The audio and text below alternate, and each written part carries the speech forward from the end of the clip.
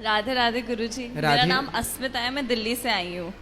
हमें ऐसा क्या करना चाहिए कि हमारा आखिरी बर्थ हो, इसके बाद हम ना आए यहाँ पे? क्यों, क्या दिक्कत हो रही है आपको? कलयुग अच्छा नहीं है, क्या अच्छा नहीं लग रहा है आपको? परेशानियाँ होती हैं बहुत। क्या करियर- परेशानी है आपको?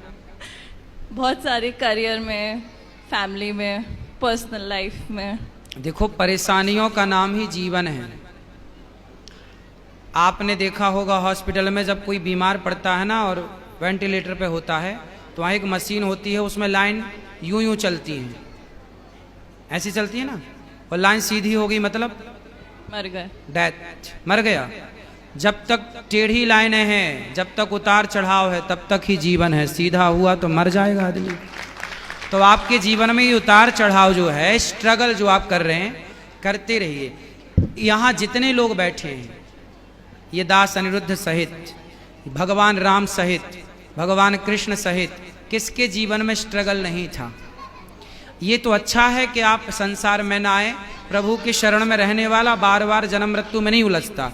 लेकिन जब तक हो, हंस के रहो, खुश रहो, रो कर नहीं, परेशान होकर नहीं। ये तो चलता रहेगा, परेशानियां तो आएंगी जाएंगी, लेकिन उन परेशानियों के बाद भी आपको हैप्पी रहना चाहिए, खुश रहना चाहिए। ये जीवन है बेटा। इस संसार में ऐसा कौन है, एक को पकड़ के लाओ जिसके जीवन में दुख ना हो। बस किसी के जीवन में ज्यादा है, किसी के में थोड़ा सा कम है। कोई बता पाता है, कोई नहीं बता पाता। बाकियों को देख के ऐसा लगता है कि उनके जीवन में दुख नहीं है, ज्यादा मेरे में है। ना ना, आपका चलो क्या दुख है बताओ। अच्छा,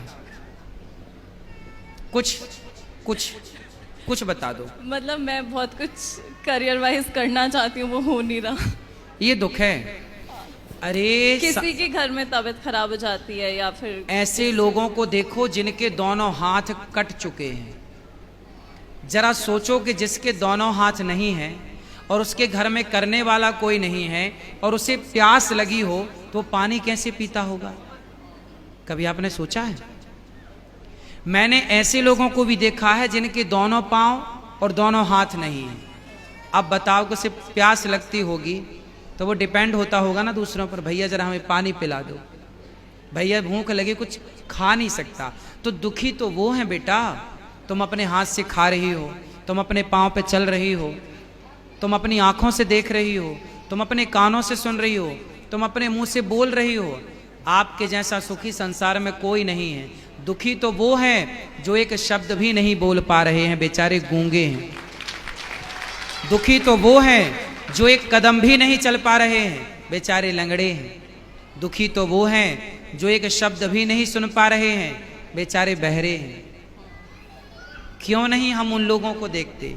हम क्यों अपने को ही हल्का मानते हैं? क्यों हम अपने को छोटा कहते हैं? ईश्वर ने हमें बहुत बड़ा बनाया है बेटा। पॉजिटिव क्यों नहीं सोचना? अच्छा भी तो एक एंगल हो सकता है, ये भी एक पहलू है आपके नजरिए का। इसलिए आप ये कहते हैं कि मैं बहुत दुखी हूं। नहीं, आप इस संसार में सबसे सुखी हैं।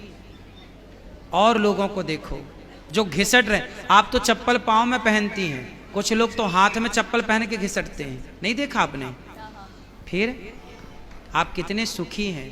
ईश्वर का धन्यवाद दीजिए कि विधाता आपने हमें इतना सुख दिया है, उसके लिए थैंक यू। ठीक है, थैंक यू। आप बताओ कि आप सुखी हो कि दुखी हो?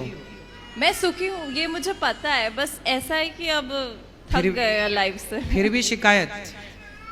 शायद से, मतलब ह्यूमन नेचर होती है कि न हाँ नहीं, बेटा, हमेशा खुश देखो नहीं रहते। यदि शिकायतें करने बैठेंगे तो सबकी शिकायतें हैं। लेकिन माता सीता को जंगल जब जाना पड़ा, राम जी ने जंगल भेज दिया, लव कुश को पैदा किया अकेले। स्ट्रगल देखिए, लकड़ी काटी तो किसी ने सीता माँ से कहा कि अब बताओ तुम्हें राम जैसा पति चाहिए जिसने तुम्हें गर्भावस्था में वनवास भेज दिया? किसी नारी को क्या ऐसा पति चाहिए कि उसका पति गर्भवती स्त्री को घर से निकाल दे? तब सीता माँ ने कहा, बहन जब जब मेरा जन्म हो तब तब मुझे राम ही पति के रूप में प्राप्त हो। लोगों ने कहा कि तुम्हारा इतना कष्ट देने वाला राम तुम फिर से पति रूप में चाहती हो? सीता माँ ने कहा, कष्ट मुझे मिला, ये तो आप लोग मेरा कष्ट जरा सा देख रहे हैं। जो मुझे सुख मिला है राम को पाकर, जो सम्मान मिला है राम को पाकर, उस सम्मान उस सुख के आगे ये दुख तो कुछ भी नहीं है। इसलिए मैं राम के उस सम्मान, आज जहां राम खड़े होते हैं वहां माता सीता खड़ी होती हैं, तो मैं राम जैसा पति क्यों ना चाहूं। मुझे जरा सा दुख मिल गया तो क्या मैं उस जरा से दुख के कारण अपने राम को छोड़ दूं? ना बेटा, जिस राम ने हमें इतना सुख दिया है, यदि जरा सा कोई बात नहीं, तुम्हारी माँ इतना लाड़ करती है और एक थप्पड़ मार दे गाल में, इसके लिए हम माँ को दुश्मन तो नहीं मानने लगते ना। बस ईश्वर ने इतना सुख दिया, जरा सा दुख भी हो तो ईश्वर का प्रसाद मान के उसे ग्रहण करना चाहिए, थैंक यू कहना चाहिए ईश्वर को। तुम्हारी माँ ने बचपन में तुम्हें कभी मारा नहीं एक थप्पड़, इसलिए तुम्हें थप्पड़ का एहसास नहीं है बेटा। ईश्वर के थप्पड़ का एहसास भी काश होता आपको। ये मेरी बहन है, ये बहुत पिटी है, तो मैं कम पिटी हूँ घर में। कम पिटी हो मतलब पिटी तो हो? बहुत कम, हाँ। चलो अच्छा है। माँ जब आपको मारती है, अच्छा इनको मारती थी माँ, तो क्या इनकी दुश्मन है इनकी माँ?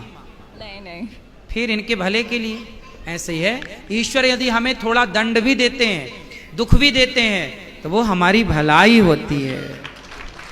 तेरे फूलों से भी प्यार, तेरे कांटों से भी प्यार। Thank you. खुश रहिए।